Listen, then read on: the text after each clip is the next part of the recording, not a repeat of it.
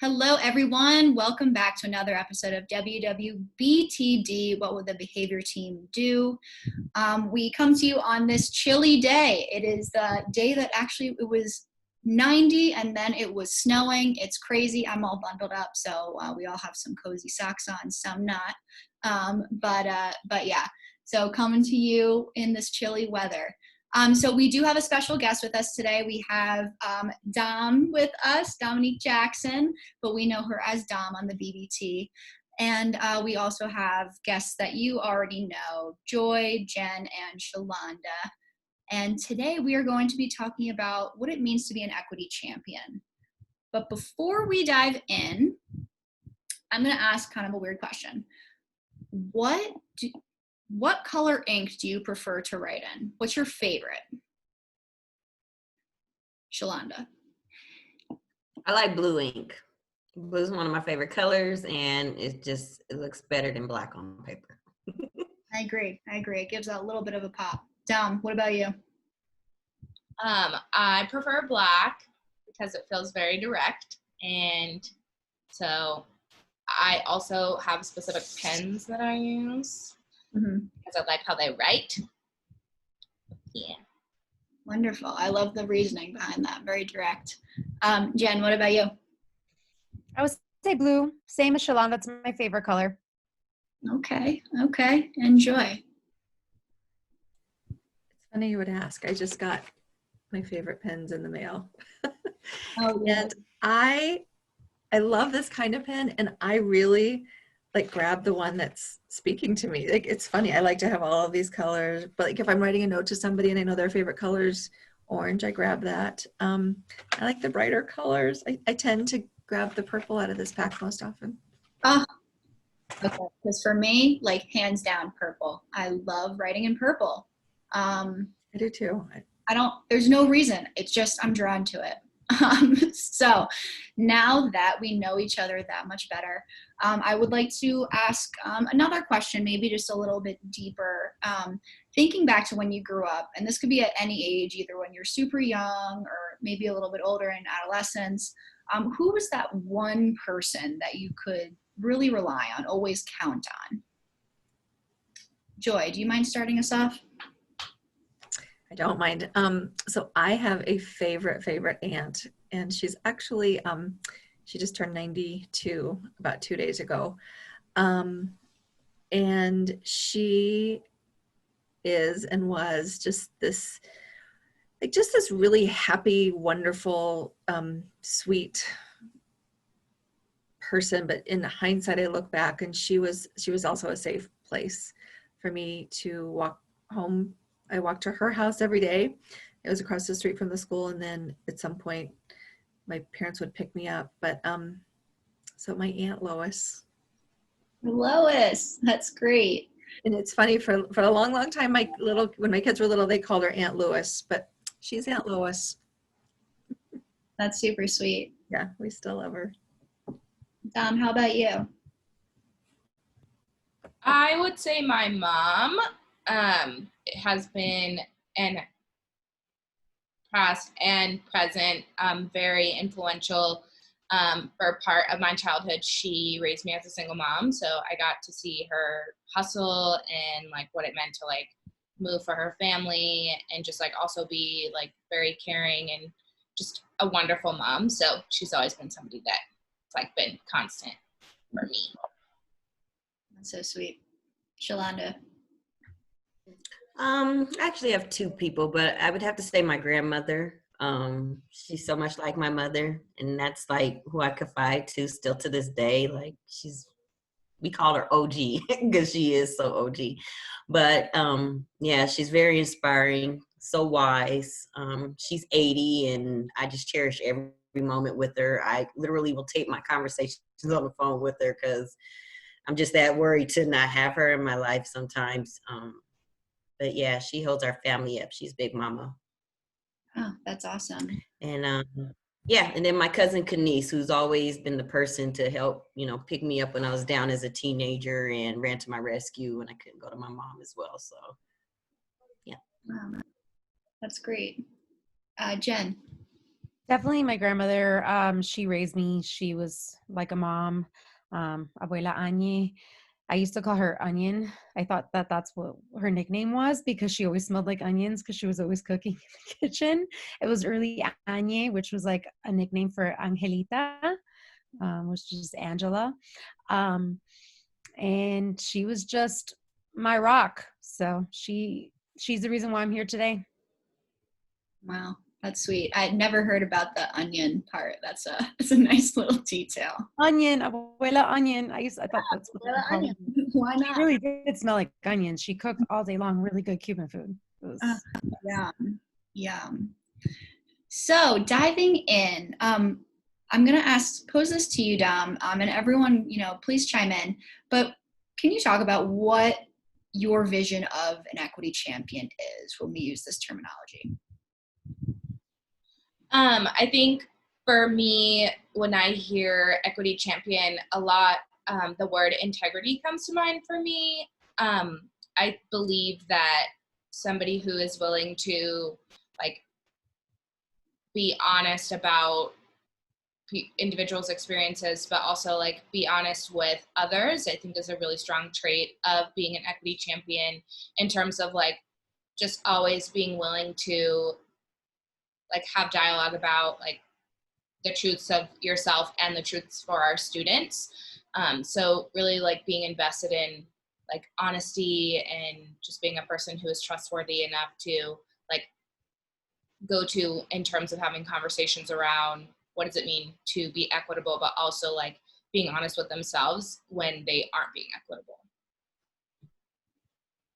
I like that you mentioned that last piece about being honest with yourself, right? Because we can kind of, equity is something that, it's been part of our core values at DPS for a long time, but it's not exactly something that you can just check the box off with, right? I mean, you really have to have an understanding of what it means for you. And I think, at least for me, what comes to mind when you're talking about this is being aware of our own biases, right? Because if we can't understand, maybe how we view the world and how that affects others, then how can we help those students? I don't know. I feel like I can expand on this, but I'm losing my words. So if anyone else wants to maybe go off that or chime in about anything else that Dom mentioned or what's coming up for you. I like what you said about like being in touch with your biases, because I think when I began to learn about biases, like as a woman of color, I initially like thought that I did not have any because I was a person of color. And so I had experience inequity and racism and all these things. And so I was like, how can I, as like a person of color who is marginalized, like have biases? But it was for me like really revealing, because it's not even about like big ideas where you can be inequitable in. It can be about smaller beliefs that have just been so conditioned that you perceive as normal. So I was able to check myself about that, and really like biases have nothing, at least in my opinion, have nothing to do with the color of your skin. We all possess them because it's just human nature. So for me, that's been like an interesting journey to try and figure out like what does it mean to be a person of color who experiences inequities, but also to like possess the ability to be inequitable. So well, it's really powerful. That's the work, right? It's equity to me means work. Like that's what I envision, because that awareness, it takes work.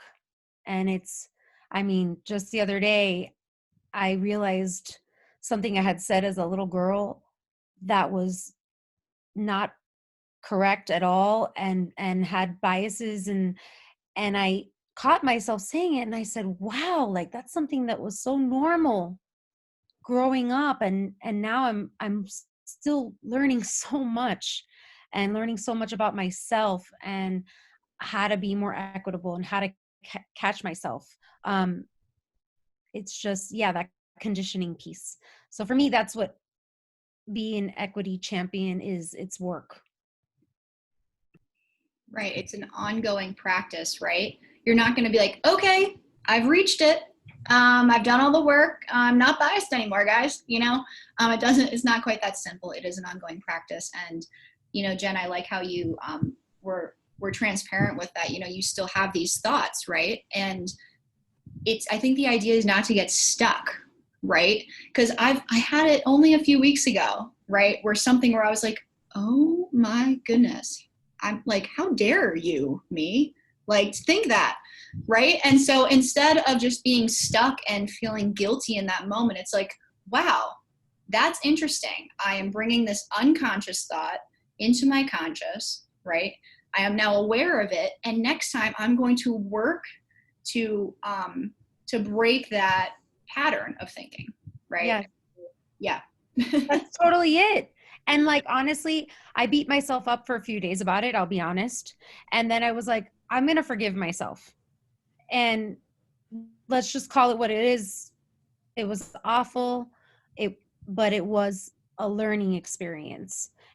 And it really opened my eyes to so many other things that I hadn't even thought about, that was so normalized as a child, things that we just said, like silly little things, like, and just, wow, it just, yeah. So you have to forgive yourself. It's that grace, and that's part of the work, I think, is doing that. Because if you just beat yourself up the whole time, you're not really learning and you're not growing from it.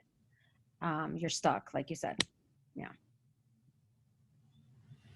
I'd say a part of the equity champion journey for me has been in, and it goes back to that integrity word, in being brave enough more often than I like, in our work, to have some really difficult, courageous conversations when I see inequities in schools. And it's really hard to take that deep breath and to tell somebody that you see them being inequitable.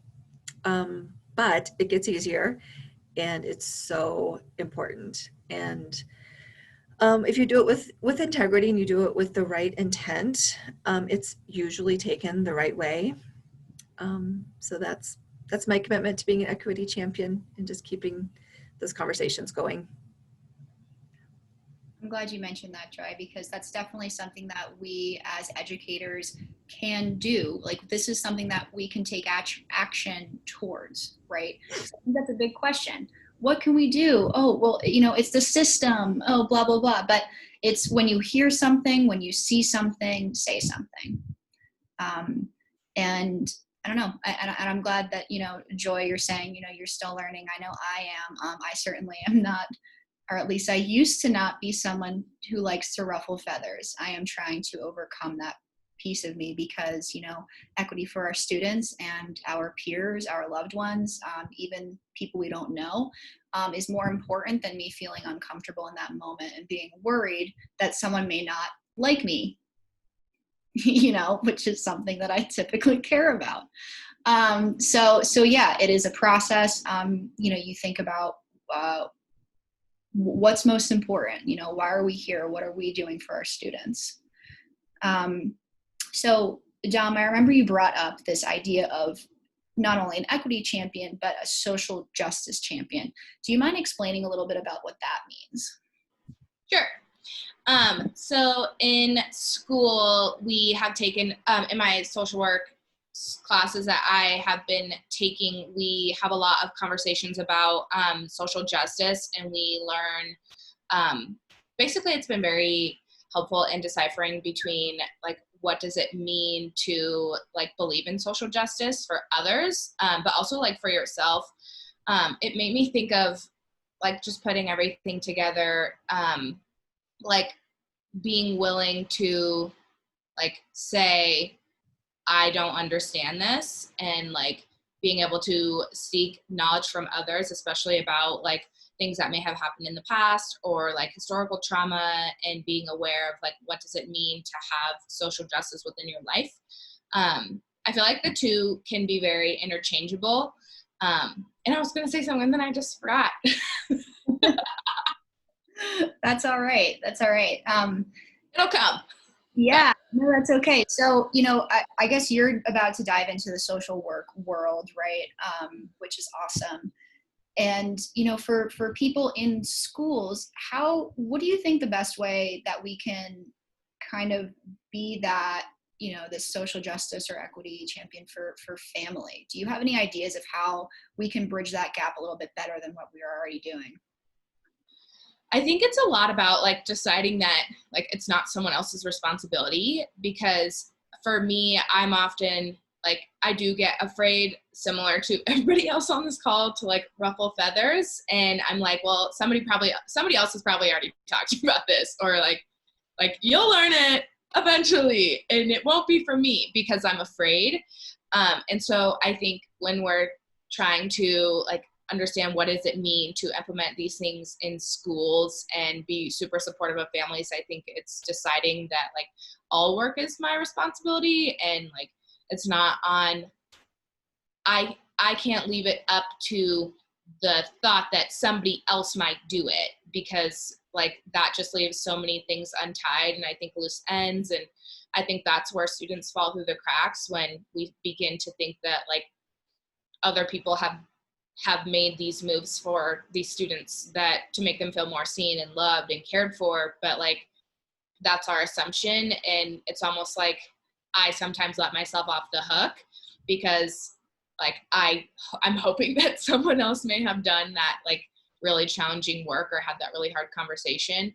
So when I think about like social justice, I think about what does it mean for me to decide like this should hit as close to home as it would if this were my own family member. Like these things should invoke these feelings in me as close to home as possible, because that is where I feel growth happens, when you can like humanize it and make it personable to you. Whereas like when I find myself like pushing away from that, it's more about like them and like they got this and it's not about me, and I don't want to have to deal with that, or I've had so many conversations like this before, like I don't want to have it with you this time, like somebody else can do that. And I think when we get in that fear space of like kind of like skirting around things, then that's like, to me, when students actually do like slip through the cracks and aren't fully seen, because we're so busy like internalizing what we're coming off as versus like what our responsibility is as educators, but also like as human beings. We all possess like, we want to be happy and healthy and cared for, and that's our responsibility to create that for everyone. And so I think for me, I think a lot about like when I'm wanting to like pass responsibility off, like that has to do more with my fear than it has to do with that person's actions. So it's almost like a self check-in of, this is your responsibility. Like, absolutely. Like I'm committed to social justice because like I'm in this work. And if you're not, then you shouldn't be in this work. Right. And I think if we're always kind of waiting for someone else to step up, right? And not to say that it's ill intent, it's just like, oh, I'm sure this is being taken care of. Then, it's true, those kids might not get the support they need. And, we all named at the beginning of this episode these individuals that we relied on. And it's really only needs everyone only needs one person, right? And I think that's really important to keep in mind. Like, even if you can't be that one person for every student in your school, it's just think about it. Think about what support these kids are getting, and maybe it's you. Maybe you'll be their person. I wanted to ask, maybe Shalonda, can equity be individualized, or should it be individualized? No, I think when we're talking about equity, we're talking about a fair distribution of, resources, physical and psychological. We should be always thinking or questioning, are we thinking about the whole child? Are we I'm trying to say, I guess I'm still stuck on the social injustice, with dealing with students is kind of what's in my head right now. And I think about, I'm sorry? No, please speak on the social justice too, if you'd like. Absolutely. Yeah, no, it's still just in my head what Don was saying, and I just think about just like the distribution of like resources, and are we treating all students fairly, and are they all having an opportunity to feel safe and secure?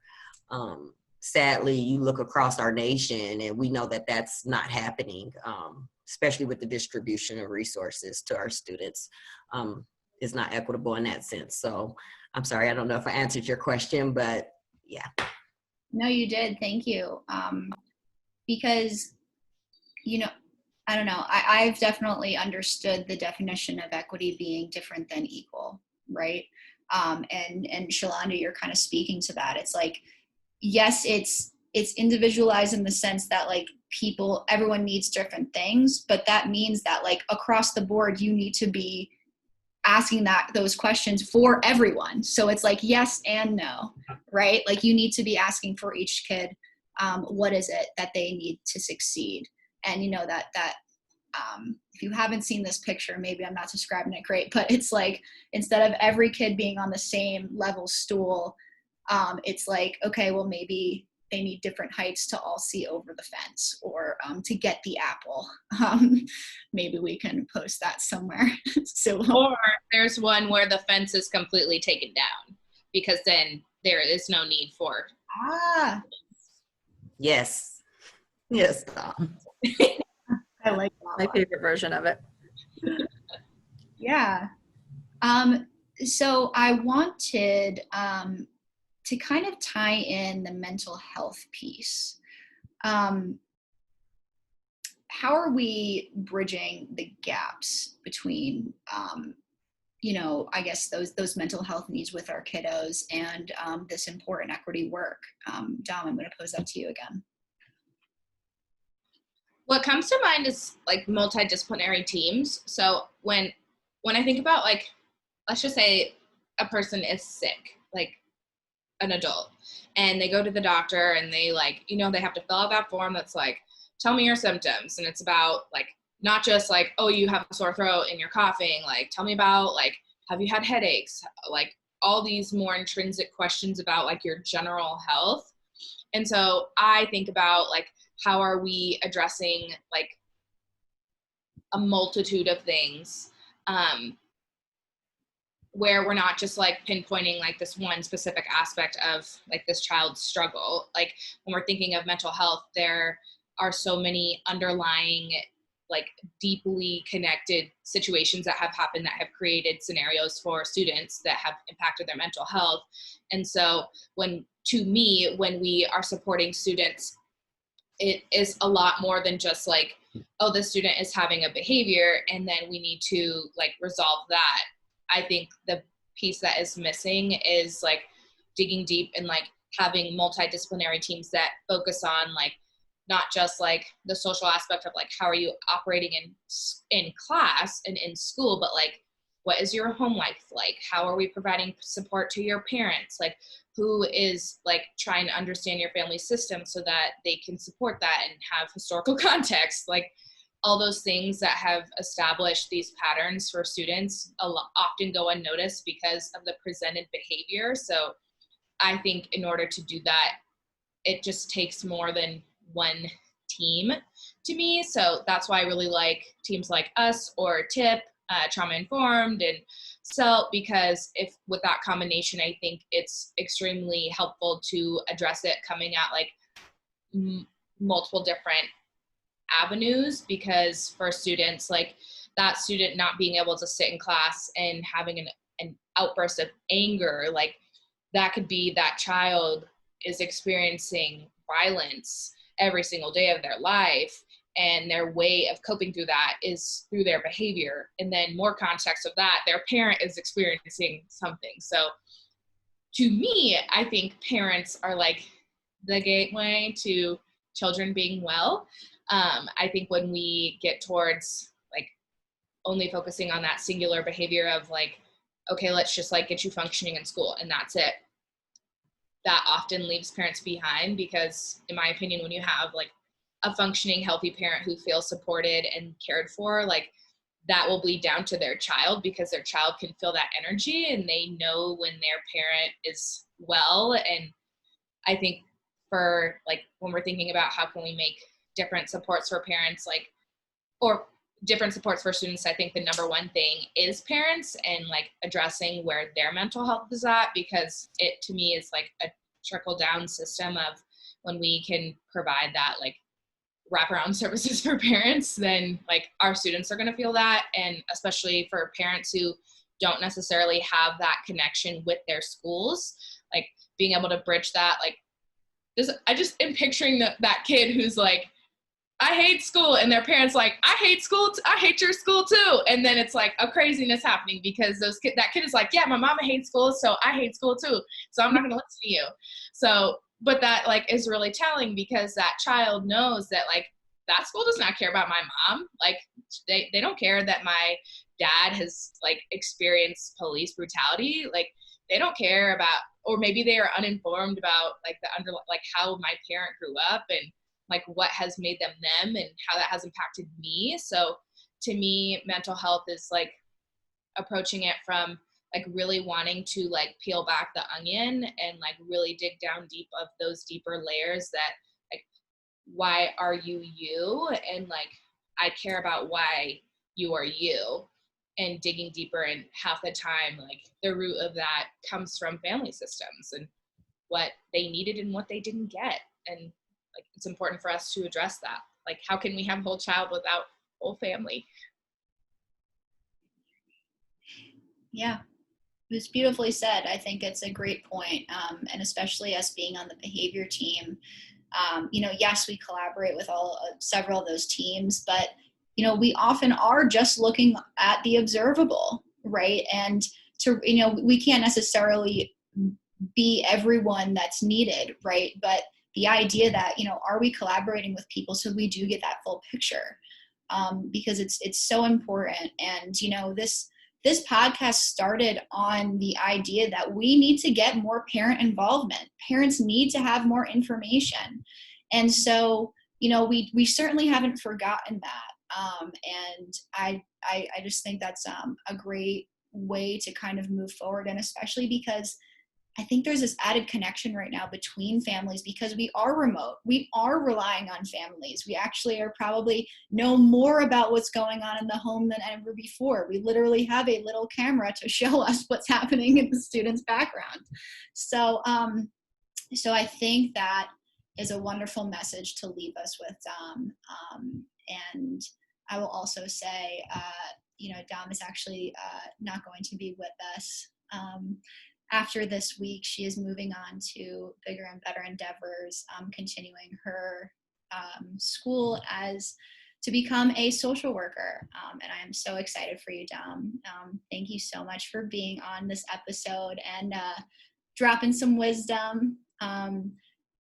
We are the Behavior Barriers team. This is another episode of WWBTD. Thank you, Joy, Jen, Shalonda, and Dom again. My name is Kate. We will see you next time, everyone. Bye. Thanks, Bye. Dom. Thank you. Thank you.